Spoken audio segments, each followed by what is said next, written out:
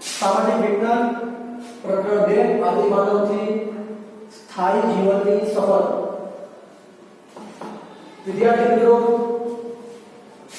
તમારા પ્રકરણનું નામ મોટું લખેલું છે આદિમાનવથી સ્થાયી જીવનની સફર।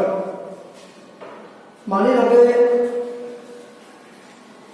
તમે પોતે અમદાવાદથી રાજકોટ કે અમદાવાદથી જુનાગઢ તમે ટ્રેનમાં જાઓ છો, રેલવેમાં તમે તમારા કાકા જોડે જાઓ છો અથવા તો તમારા પપ્પા જોડે જાઓ છો અને તમે રેલવે બેસ્યા પછી રસ્તામાં બળદગાડા, ઊંટગાડી, રિક્ષા, ટ્રેક્ટર, સાયકલ, બસ, મોટરસાયકલ, મોપેડ જેવા બધા સાધનો તમે વાહનો જુઓ છો। તે વખતે તમે તમારા પપ્પા કે કાકાને પૂછો કે પપ્પા આ બધા સાધનો ક્યાંથી આવ્યા છે, આ બધા જે વાહન વ્યવહારના સાધનો છે એ ક્યાંથી ભરે છે રોડ પર? તો તમારા પપ્પા કે કાકા તમને જણાવશે કે બેટા આપણે જે અત્યારે આ ટ્રેનમાં બેઠા છીએ એ ટ્રેન ભારતમાં 150 વર્ષથી ચાલે છે। એ પહેલા વાહન વ્યવહારના સાધન તરીકે બળદગાડા અને ઊંટગાડા એટલે કે ઊંટગાડી અને બળદગાડી એ તો બહુ વર્ષો જૂના છે, વર્ષોથી ચાલે છે, પરંતુ આ ટ્રેન તો હમણાં આવી છે। તો એ સમયે જે વાહન વ્યવહાર ચાલતો હતો એ બળદગાડા અને ઊંટગાડા પર ચાલતો હતો। તે છતાં પણ લોકો પગપાળા એક શહેરથી બીજા શહેર, એક ગામથી બીજા ગામ જતા હતા। તો આદિમાનવની સ્થાયી જીવનની સફર, સ્થાયી એટલે કાયમી એક જગ્યાએ વસવાટ કરવો, કાયમી એક જગ્યાએ રહેવું। આપણે અત્યારે બધા જે તે જગ્યાએ રહીએ છીએ તે આપણું રહેવાનું એડ્રેસ કરવાનું છે। અહીંયા આ સ્થાયી જે શબ્દ વાપરે છે, સ્થાયી એટલે કે કાયમી એક જગ્યાએ રોકાવું, કાયમી એક જગ્યાએ રહેઠાણ, કાયમી એક જગ્યાએ નિવાસ કરવું, રહેવું, એને સ્થાયી કહેવાય। પરંતુ અહીંયા જે આપણા પ્રકરણનું નામ જે છે એ આદિમાનવથી સ્થાયી જીવનની સફર કે આદિમાનવ એટલે કે જે પહેલા જૂના માનવો હતા, જે જૂના માણસો હતા તેઓનું જીવન કેવું હતું તો તેની આપણા પ્રકરણમાં સમજ મેળવીએ। સૌ પહેલા મુદ્દો છે આદિમાનવ। આદિમાનવ એટલે સૌથી જૂના માણસો। પરંતુ એક વાત કે ઇતિહાસકારો, પુરાતત્વશાસ્ત્રીઓ, માનવશાસ્ત્રીઓ, નૃવંશશાસ્ત્રીઓ બધા આજે પણ આ આદિમાનવથી સ્થાયી જીવનની સફરમાં સંશોધન કરીને કોઈ એક મત પર આવી શક્યા નથી। પરંતુ એટલું નક્કી કે માણસ જ્યારથી એણે જીવનના વ્યવહારમાં શરૂઆત કરી તેને કેવી રીતે કરી તેનો આ પાઠના અંદર આલેખન કરવામાં આવ્યું છે। તો એ એમની જે જીવનશૈલી હતી તેની અંદર આ લોકો ખાસ કરીને પહેલા વિશ્વમાં, દુનિયામાં વસ્તી બહુ ઓછી હતી એટલે લોકો ખાસ કરીને જમીનના અલગ અલગ ભાગ પર વસવાટ કરતા હતા, બરાબર? એટલે આદિમાનવો એટલે ખૂબ જૂના માણસો। અહીંયા તમારા પુસ્તકમાં 20 લાખ વર્ષનો ઉલ્લેખ કર્યો છે, કોઈ જગ્યાએ 2 કરોડ વર્ષ કરતા પહેલા પણ ઉલ્લેખ કરેલો છે, પરંતુ તે સત્ય તમારા પુસ્તકમાં બતાવેલું છે તે સંશોધનનો વિષય છે। એટલે એક વસ્તુ છે કે જ્યાં પાણી હોય ત્યાં માણસો રહેતા હતા, જ્યાં પાણીનું નિવાસસ્થાન હોય, જ્યાં પાણી હોય ત્યાં જ માણસો રહેતા હતા। કારણ કે પાણી હોય તો તેમની મૂળભૂત જરૂરિયાત પાણીની સંતોષાતી હતી। તે ઉપરાંત ખોરાક બનાવવા માટે પણ પાણીની બહુ જરૂર હોય છે, તેથી પાણી જ્યાં હોય ત્યાં જ આ લોકો રહેતા હતા। એક વાત। તે પછી પાષાણીઓ કોને કહે છે તો એની સમજ મેળવી લઈએ। તો પુરાતત્વશાસ્ત્રીઓ જે ઇતિહાસની જૂની અને ભૂતકાળની ઘટી ગયેલી ઘટનાઓની જે જાણકારી, માહિતી આપે છે તે નૃવંશશાસ્ત્રી એટલે કે જે માણસોનો વર્તનનો, વ્યવહારનો અભ્યાસ કરે છે। તેઓ માણસના વ્યવહારની, માણસના રીત રિવાજ, માણસોના રહેણી કરણીની, તેઓની પરંપરા, રિવાજો અને તેઓની માન્યતાઓનું સંશોધન કરે એ ભૂગોળશાસ્ત્રી કહેવાય છે. ઇતિહાસકારો એટલે કે ઇતિહાસને લગતી બાબતોનું જ્ઞાન આપે તે. આ બધાઓએ ભેગા મળીને ઇતિહાસના અંદર જે પહેલા જમાનામાં તમને ખબર હોય તો સ્ટીલ, લોખંડ, કોપર, એલ્યુમિનિયમ આવી કોઈ ધાતુની શોધ થઈ ન હતી. તેથી તે સમયે પથ્થરનો ઉપયોગ કરવો હતો. પાષાણ એટલે પથ્થર.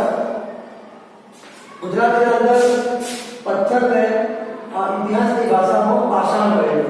પાષાણ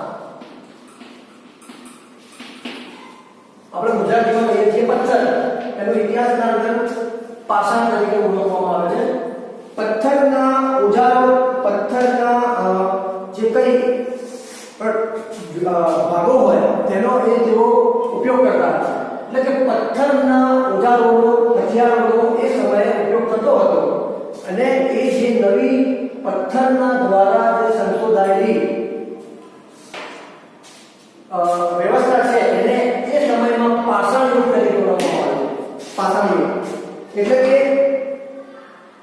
પથ્થરના ઓજારો, હથિયારો અને તેઓના જીવનને અનુરૂપ આ ઓજારોના ઉપયોગથી જે શિકાર કરીને પોતાનું ગુજરાન, પોતાનું જીવન ચલાવવા માટે જે ઉપયોગ કરવામાં આવતો હતો એ સમય યુગ એટલે એ સમય એને શું કહેવાય? પાષાણ યુગ. બરાબર. તો એ સમયના માનવો પથ્થરોના ઓજારો, હથિયારોથી ઉપયોગ કરીને પોતાનું જીવન ગુજારતા હતા અને એ સમયે ઇતિહાસમાં પાષાણ યુગ કહે છે. ભારતમાં આદિમાનવના સ્થળો જો હવે આ તમારા પ્રકરણનો મુખ્ય મુદ્દો છે. અહીંયા તમારા પેજ નંબર 6 અને 7 ઉપર ભારત દેશનો નકશો પણ આપેલો છે. એમાં પુરાતન સ્થળો અને પાષાણ યુગીન સ્થળોની માહિતી પણ આપવામાં આવી છે, જે મેં નીચે લખેલા છે. ભારતમાં આદિમાનવના સ્થળો એટલે કે જૂના સમયના માણસોના કોઈ અવશેષો, તેમની કોઈ એમના આદિમાનવો રહ્યા હોય એવી જગ્યાઓના નિશાન, સંકેત કે અવશેષો જે મળ્યા છે ભારત દેશમાં, એમાં સૌથી પહેલું છે ભીમબેટકા. ભીમબેટકાની ગુફા એ ભારત દેશમાં મળેલી છે અને તે ભારતના મધ્યપ્રદેશ રાજ્યમાં આવેલી છે. જે તમને વિડીયોમાં એની ગુફાનું તમને ચિત્ર બતાવવામાં આવશે, તો જરા ધ્યાનથી જોજો.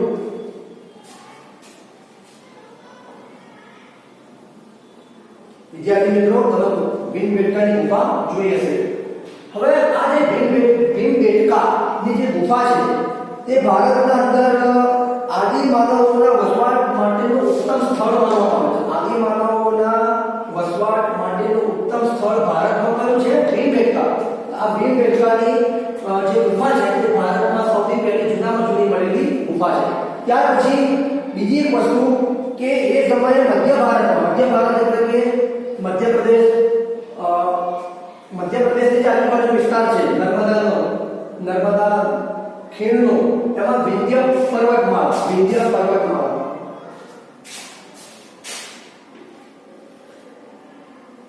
વિંધ્ય પર્વતમાળા જે નર્મદા નદીની આસપાસનો વિસ્તાર છે, ત્યાં પણ આ આદિમાનવોનું રહેઠાણ, આદિમાનવોનો વસવાટ હોવાનું કે એ સમયે લોકો રહેતા હોવાનો ઉલ્લેખ જોવા મળે છે. વિંધ્ય પર્વતમાળા જે નર્મદા નદીની આસપાસનો વિસ્તાર છે, ત્યાં પણ આદિમાનવોના વસવાટનું સ્થળ શોધવામાં આવ્યું છે, જે ઇતિહાસકારો અને પુરાતત્વશાસ્ત્રીઓએ શોધ્યું છે.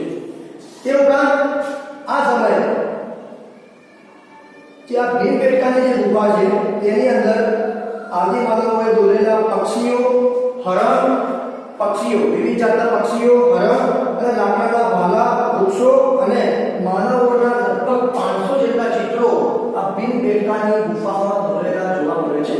તમને વિડીયોમાં ફોટો બતાવ્યો ને, એ ભીમબેટકા મધ્યપ્રદેશ રાજ્યમાં આવેલી ભારત દેશના અંદર આદિમાનવોના જૂના વસવાટ તરીકેનું જાણીતું એક સ્થળ છે, ગુફા સ્થળ. બરાબર. તે પછી દક્ષિણ ભારતમાં આંધ્રપ્રદેશમાં કુર્નુલની પણ ગુફાઓ જોવા મળે છે. કુર્નુલ.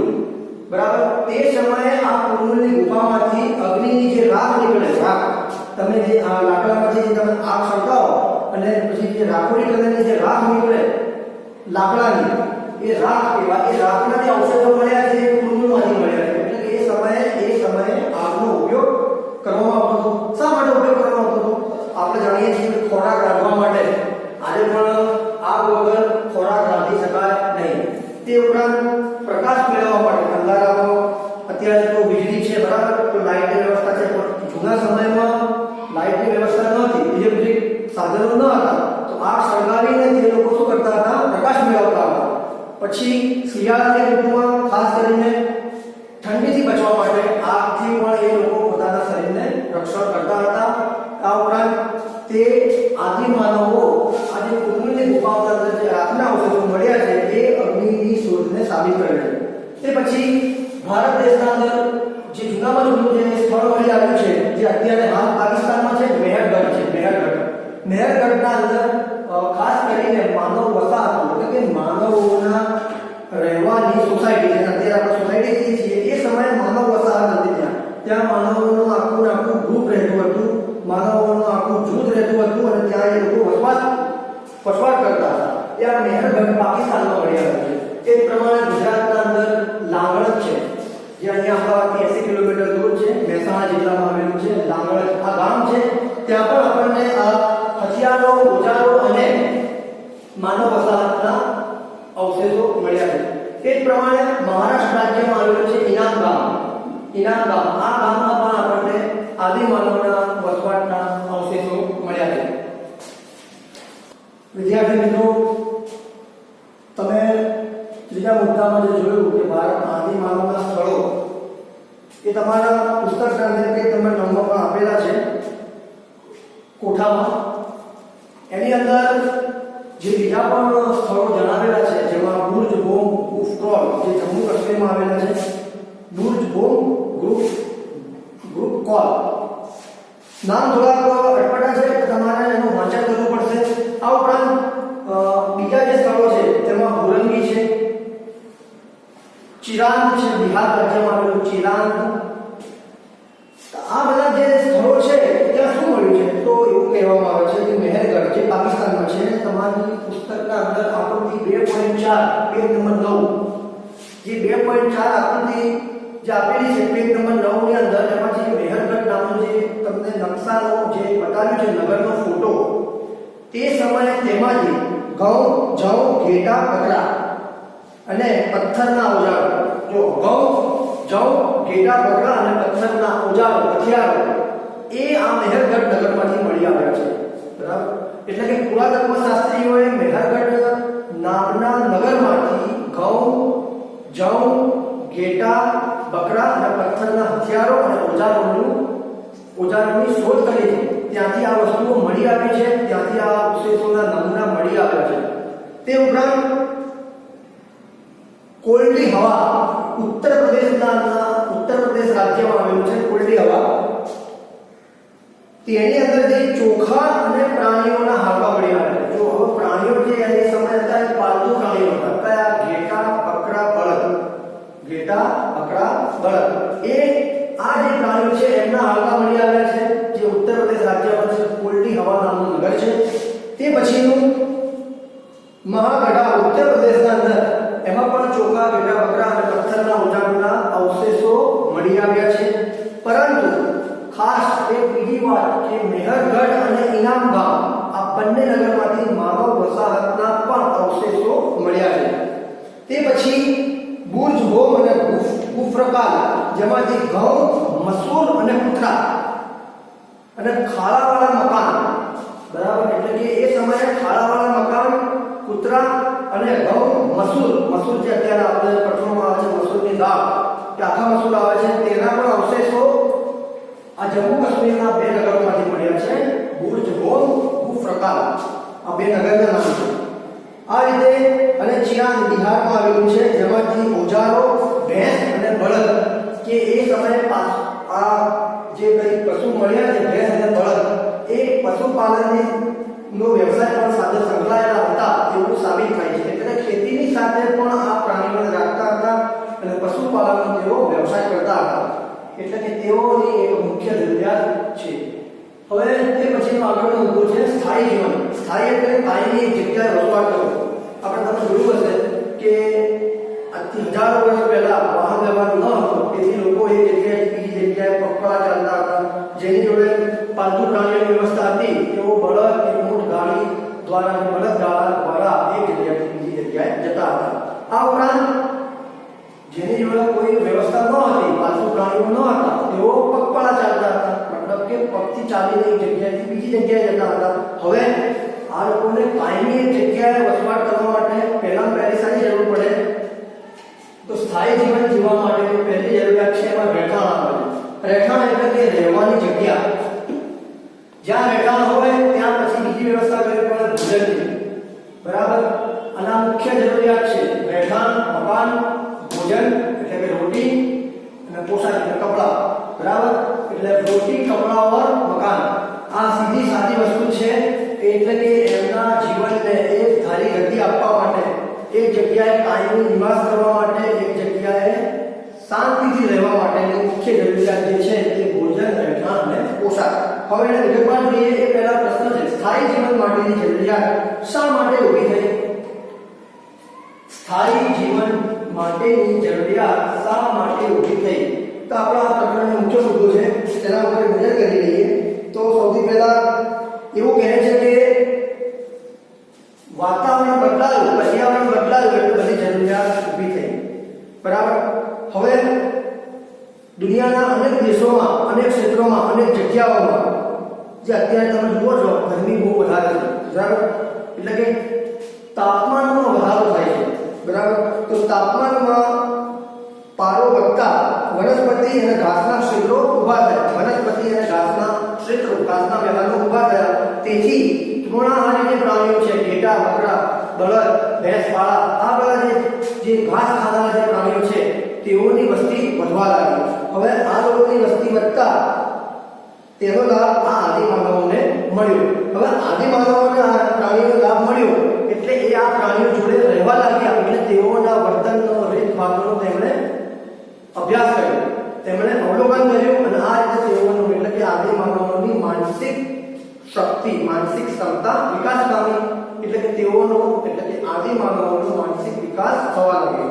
તે પછી વાતાવરણમાં આવેલું અચાનક પરિવર્તન ના કારણે ઘાસ, વૃક્ષો, વનસ્પતિની સાથે સાથે તેઓએ ઘઉં, જવ અને અન્ય ધાન્યોના સંપર્કમાં આવ્યા। જો હવે વાતાવરણના અંદર ચેન્જિંગ આવ્યો, બરાબર? બદલાવ આવ્યો, તેથી આ આદિમાનવો જે વનસ્પતિ, છોડ, છોડવા, ફળ, ફૂલ જેની જાણકારી હતી તે સિવાય તે ઘઉં, જવ અને અન્ય ધાન્ય એટલે કે ચોખા, ડાંગર તેઓના સંપર્કમાં આવ્યા અને સંપર્કમાં આવતા તેઓએ ધીરે ધીરે ખેતીની એટલે કે કૃષિની શરૂઆત કરી, એટલે કે તેઓ ખેતીવાડી કરવા લાગ્યા। તેઓએ ધીરે ધીરે ભારત દેશના અંદર આ લોકોએ પછી શું કરવા માંડ્યું કે જ્યાં જગ્યાએ તેમને ચોક્કસ પૂરતા જથ્થામાં પાણી મળી રહેતું તે જગ્યાએ આ લોકોએ નિવાસ કર્યો, વસવાટ કર્યો। વસવાટ કરતા કરતા આ લોકોએ ધીરે ધીરે ઘઉં, જવ અને અન્ય ધાન્યોના પાક ઉગાડવા લાગ્યા। તેથી તેઓએ ખેતીવાડી એટલે કે કૃષિની શરૂઆત કરી। હવે કૃષિની શરૂઆત કરી તે પછીના સમયમાં આ લોકોએ એક બાજુ પોતાના ખોરાક માટેનો જથ્થો અલગ કર્યો અને બીજો કે તેઓએ પછી તેનો વેપાર વિનિમય કરવા માટે એક જગ્યાએથી બીજી જગ્યાએ જવું પડે ને, તે માટે આ લોકોએ પછી પ્રવાસ ચાલુ કર્યા। આમ કરતા કરતા તેઓ એક માણસથી બીજા માણસ ને બીજા માણસથી ચોથા માણસના સંપર્કમાં આવ્યા અને આ રીતે તેઓ નદીની આસપાસના વિસ્તારોમાં પોતાના મકાન, માટી, ઘાસ કે પછી ઘાસના મેદાન, ઘાસના મકાનોમાં તેઓ રહેવા લાગ્યા। આ રીતે માનવ વસાહતની એક શરૂઆત થઈ। તે પછી સ્થાયી એટલે કે કાયમી નિવાસ કેવી રીતે હવે એને પૂરી કરે છે, જરૂરિયાત કેવી રીતે પૂરી કરે છે તેના ઉપર નજર કરી લઈએ। તો તેઓએ ધીરે ધીરે મકાનોમાં રહેવા લાગ્યા પછી તે ઘેટા, બકરા, બળદ અને ભેંસ જેવા પ્રાણીઓ સંપર્કમાં આવવાથી તેઓએ આ પ્રાણીઓની સાથે સાથે પશુપાલનનો પણ વ્યવસાય શરૂ કર્યો। આમ આ રીતે તેઓ એક જગ્યાએથી બીજી જગ્યાએ ભટકતા નદી કિનારાના વિસ્તારોમાં આવી તે બાજુ તેઓએ ખેતીની પ્રક્રિયા, ખેતીવાડી એટલે કે કૃષિ કાર્ય શરૂ કર્યું। કૃષિ કાર્ય શરૂ કરતા તેઓ પાલતુ પ્રાણીઓના સંપર્કમાં આવ્યા। પાલતુ પ્રાણીઓના સંપર્કમાં આવતા તેઓ પશુપાલન સાથે સંકળાયા। પશુપાલનના વ્યવસાય કરતા તેઓએ સ્થાયી જીવનની એક જરૂરિયાત પોતાની પૂરી કરી। આપણે સ્થાયી જીવન વિશેની માહિતી મેળવી તે પહેલા સ્થાયી જીવન માટેની જરૂરિયાત શા માટે ઊભી થઈ તેના બે કારણો જોઈ લીધા, કૃષિ કાર્ય અને પશુપાલન. એટલે કે જે ભટકતું જીવન હતું બરાબર, તે પછી આ આદિમાનવોએ જ્યાં પાણી નથી હતું, જ્યાં પાણી પૂરી માત્રામાં મળી રહેતું હતું એવી જગ્યાએ આ લોકો રોકાયા. કોણ? આદિમાનવ. હવે આદિમાનવો જ્યાં પાણી મળતું હતું એ જગ્યાએ રોકાયા. તે સમયે તેઓ ખાસ કરીને ઘઉં, જવ અને અન્ય ધાન્ય એટલે કે ચોખા છે તેવા જે પાકોના સંપર્કમાં આવ્યા અને તેઓએ પોતાના અવલોકનથી, કુતૂહલ વૃત્તિથી તેઓનું નિરીક્ષણ કર્યું. તે પછી તેઓ ઘેટા, બકરા, બળદ અને ભેંસ જેવા પ્રાણીઓના સંપર્કમાં આવી અને પશુપાલનની વૃત્તિ સાથે સંકળાયા. તે પછી હવે જ્યાં કૃષિ કાર્ય કરતા હતા તે જગ્યા અને પશુપાલનની જે વૃત્તિ હતી તે બંને એક સાથે સંબંધિત હતી. કેવી સંબંધિત? જે રીતે આપણે આ હાથે જે આંગળીઓ છે કેવી રીતે એકબીજા સાથે જોડાયેલી. અહીંયા સમજો કે આ કૃષિ કાર્ય છે, ખેતીવાડી, એ જ રીતે આ છે પશુપાલન એટલે કે પાલતુ પ્રાણીઓની માવજત. તો આ બંને એકબીજા સાથે સંકળાયેલા હતા કેમ કે એ સમયે આજના જેવા સાધનો ન હતા. તેથી તે સમયે પણ તેઓ બળદથી ખેતીના અંદર ખેડ કરતા હતા. બરાબર, જે બળદને હળ જોડીને જમીન પર જે ખેતીના જે પાક હોય તેમાં તેઓ ખેતી કાર્ય કરતા હતા. આ બંને એકબીજાની સાથે સંબંધિત ધરાવતી જરૂરિયાત એક જ હતી, સ્થાયી જીવનની જરૂરિયાત હતી. તેથી તેઓ એક જગ્યાએ રોકાયા. એક જગ્યાએ રોકાણ કરીને તેઓએ પોતાના જીવનની વૃત્તિ, જીવન વ્યવહાર આગળ વધાર્યો.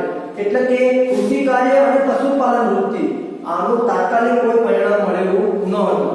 આજે તમે માની લો કે ખેતીના અંદર કે જમીન પર તમે ઘઉંનો પાક કર્યો તો તમને 2 દિવસમાં ઘઉંનો ઉભો પાક તૈયાર ના મળે, તે માટે થોડા મહિના પણ લાગે.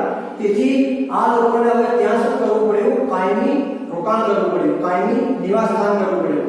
એટલે કે નદીની આસપાસ તેઓએ માટી, ગારા અને ઘાસના મકાનોમાં રહેવાનું શરૂ કર્યું. તે પછી હવે કૃષિની જે પ્રવૃત્તિ હતી એટલે કૃષિનું જે કાર્ય હતું તે ધીરે ધીરે આગળ વધતું હતું. એટલે કે આજે પાક કર્યો પછી તેને ખેડવાનું, પછી તેની આસપાસનું નકામું ઘાસ નીકાળી અને પછી ખેતીના પાકના જે દાણા હોય તેને એકત્ર કરવાના, તેમાંથી કચરો અને બધું અલગ કરવાનું. આ બધી પ્રવૃત્તિ સમય માંગી લેવી હતી. તેથી ભારતના અંદર આદિમાનવોએ ખેતી કાર્ય અને પશુપાલન વૃત્તિથી સ્થાયી જીવનની જરૂરિયાત પૂરી કરી. હવે તેમાં આપણે જે પહેલી વાત જોઈ, જે આપણા ભોજન, રહેઠાણ અને પોશાક. ભોજન એટલે રોટી, આપણી ભાષામાં રહેઠાણ એટલે મકાન અને પોશાક એટલે કપડાં. એટલે સીધી રીતે યાદ રાખવાનું, રોટી, કપડાં और મકાન. અને આ ટોપિકમાં જે છે ભોજન, રહેઠાણ અને પોશાક. ભોજન એટલે ખોરાક, ખાવાનું, રહેઠાણ એટલે રહેવાનું મકાન અને પોશાક એટલે આપણો પહેરવેશ. હવે આ માટે તેઓએ ધીરે ધીરે ભટકતા જીવનનો અંત આવતા તેઓ ખોરાક, પોશાક અને રહેઠાણમાં વ્યાપક પરિવર્તન લાવ્યું. એવું કહેવાય છે કે પહેલા સમયમાં કપડાં નહોતા, કોટનના, સુતરાઉના, કોઈ જાતના કપડાં નહોતા. તેઓ શું કરતા હતા કે ઝાડની જે છાલ હોય અથવા ઝાડના જે મોટા મોટા પત્તા, પાન, તેઓને પોતાના શરીર ઉપર ઢાંકતા હતા. એવી આ ઇતિહાસકારો એક થિયરી રજૂ કરે છે, પરંતુ તે આજે પણ સંશોધનનો વિષય છે. તેથી એ વાતો આપણે ન લેતા.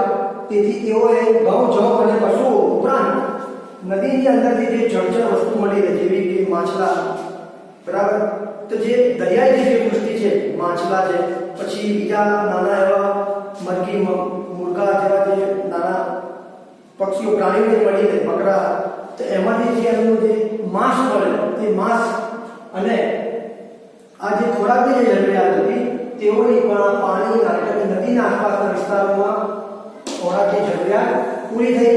એ નદીની આસપાસ તેઓએ મકાન બાંધ્યા, માટીના, ઘાસના. તેથી તેઓનું રહેઠાણની જરૂરિયાત પૂરી થઈ. અને પશુઓનું જે ચામડું હતું એ ચામડામાંથી તેઓએ પોશાકની જરૂરિયાત પૂરી કરી. આ રીતે સ્થાયી જીવનના અંદર ભોજન, રહેઠાણ અને પોશાકની જરૂરિયાત આદિમાનવોએ આ રીતે પૂરી કરેલી છે.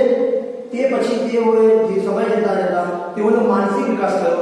એટલે તેઓએ લાકડામાંથી અણીદાર દાતરડું, ખુરપી, છીણી અને દાતરડા જેવા જે હથિયારો, ઓજારો અને તેઓએ શોધ કરી પોતાના માનસિક વિકાસથી તે પણ આપણે જોયું. હવે એમાં ખાસ જે વસ્તુ હતી કે આપણને જે ઘઉં, જવ, બકરા, ઘેટા, પ્રાણીઓના હાડકા, પથ્થરોના ઓજાર, હથિયારો અને કૂતરાના જે અવશેષો મળ્યા છે, જે તમને મેં ભારતના આદિમાનવના જે સ્થળો તમને જણાવ્યા, મધ્યપ્રદેશમાં ભીમબેટકા, આંધ્રપ્રદેશમાં દક્ષિણ કુર્નૂલ, તે ઉપરાંત હાલ અત્યારે પાકિસ્તાનમાં છે, એ સમયે ભારત દેશમાં ગણાતું હતું મેહરગઢ, જેની આકૃતિ 2.4 તમારા પુસ્તકના પેજ નંબર 9 ઉપર આપેલી છે.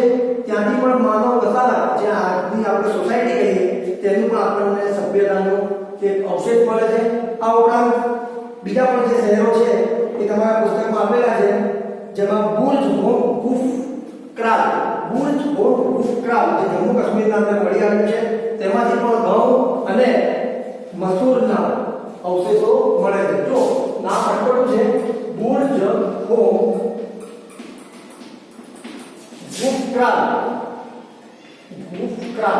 આ ભારત દેશના ઉત્તરમાં આવેલું જમ્મુ કાશ્મીર રાજ્ય માંથી આદિમાનવના અવશેષો મળેલા છે. તે ઉપરાંત મહારાષ્ટ્ર રાજ્યમાં આવેલું ઇનામ ગામ, જ્યાંથી પણ આપણને માનવ વસાહત અને પથ્થરના ઓજારોની માહિતી મળે છે. તો વિદ્યાર્થી મિત્રો, એક બીજી વાત કે આ જમ્મુ કાશ્મીર જે છે એ અત્યારે હાલ ઓગસ્ટ 2019 થી કેન્દ્ર શાસિત પ્રદેશ જાહેર કરવામાં આવેલો છે ભારત સરકારથી. 5 ઓગસ્ટ 2019 થી જમ્મુ કાશ્મીર જે સ્વતંત્ર રાજ્ય હતું તેને ભારત સરકાર કેન્દ્ર શાસિત પ્રદેશ જાહેર કર્યો છે. હાલ અત્યારની વાત કરું છું, પરંતુ તમારા ઇતિહાસના પુસ્તકમાં જમ્મુ કાશ્મીર લખેલું છે, એટલે તમારે ફક્ત જમ્મુ કાશ્મીર પર જ ફોકસ રાખવાનો રહેશે. તે ઉપરાંત મહારાષ્ટ્ર રાજ્યમાં ખાસ કરીને ઔરંગાબાદ અને અહમદનગરની નીચેનો જે વિભાગ છે ઇનામ ગામ, ત્યાંથી પણ આપણને એક સ્થળ મળી આવ્યું છે. એ સ્થળના અંદર એ સમયની જે જૂની કબરો ખોદી છે, જેમાંથી પણ નાના બાળકોના અવશેષો મળી આવ્યા છે. એટલે કે એ ઇતિહાસકારો એવું માને છે કે એ સમયે લોકો નાના બાળકોને અગ્નિ સંસ્કાર આપતા ન હતા, મતલબ કે અગ્નિથી બાળી નાખતા ન હતા, પરંતુ નાના બાળકોને તેઓ માટીમાં કબરમાં દફનાવી દેતા હતા. પરંતુ એક મેહરગઢમાં એક બીજી પણ કબર ખોદકામ કરતા મળી આવી છે, જેમાં માણસના મૃતદેહ સાથે બકરીને પણ દફનાવવામાં આવેલી છે. એ સમયના લોકો એવું માને છે કે તેઓની મરી ગયા પછીની પણ એક માન્યતા હતી કે આ બાબત તેમના મૃત્યુ પછીની પણ કલ્પના કે મરી ગયા પછીની પણ માન્યતા સૂચવે છે. આવો ઇતિહાસકારો મત સૂચવે છે. પરંતુ આદિમાનવો પાલતુ પ્રાણીઓનો ઉપયોગ શા માટે કરતા હતા? દૂધ માટે. એ આજે પણ સંશોધનનો વિષય છે, એટલે એનો કોઈ ચોક્કસ જવાબ મળી શકતો નથી. બીજી વસ્તુ, તમારા પુસ્તકમાં 20 લાખ વર્ષ, અમુક જગ્યાએ 2 કરોડ વર્ષની વાત પણ કરવામાં આવી છે. તેના ઉપર પણ બહુ વિચાર ન કરતા આપણા પાઠનો મુખ્ય જે મુદ્દો છે, ખાસ સ્થાયી જીવન માટેની જરૂરિયાત શા માટે ઊભી થઈ, તેના આ એક ભોજન, 2 રહેઠાણ અને 3 પોશાક, આ 3 મુદ્દા ઉપર ખાસ ધ્યાન રાખવું. આ 3 મુદ્દાના આધારે તમારા પાઠની તૈયારી કરવી. વિદ્યાર્થી મિત્રો, અહીંયા તમારું સામાજિક વિજ્ઞાનનું પ્રકરણ 2 પૂરું કરીએ છીએ.